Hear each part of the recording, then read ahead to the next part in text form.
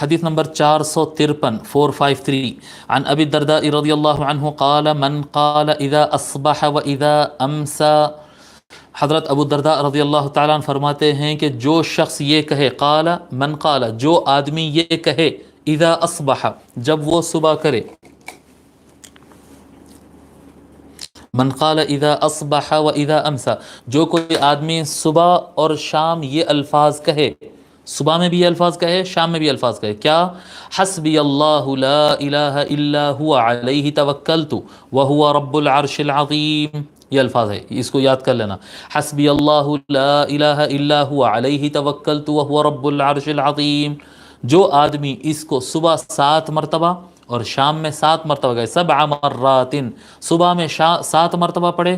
اور شام میں 7 مرتبہ پڑھے، کفاہ اللہ ما اہمہ صادقا کان او کاذبا، تو اللہ تبارک و تعالیٰ اس کی پریشانی کو، اس کے ٹینشن کو ختم کر دیتا ہے، اس کی مصیبت کو آسان کر دیتا ہے، رستے نکال دیتا ہے، جی اللہ تعالیٰ اس کے ٹینشن کو ختم کر دیتا ہے، صادقا کان او کاذبا، چاہے وہ سچے من سے پڑھ رہا تھا یا ایسے ادھر ادھر خیال رکھ کے پڑھ دیا ہو، یعنی پورا دل لگا کے سچے من سے سمجھتے ہوئے پڑھا ہو تب بھی اس کا فائدہ ہوگا، یا ایسے ہی تسبیح لے کر پڑھ لے تب بھی فائدہ ہوگا۔ جو آدمی صبح 7 مرتبہ اور شام 7 مرتبہ پڑھے، وہ جس اعتبار سے بھی پڑھے اس کو برابر اس کا فائدہ ہوگا۔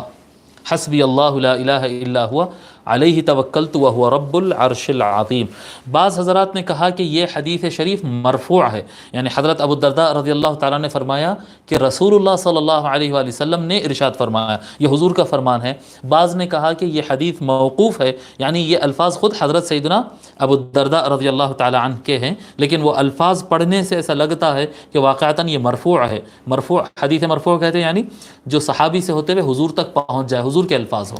تو حضور صلی اللہ علیہ وآلہ وسلم کے الفاظ معلوم ہوتے ہیں یہ، ٹھیک ہے۔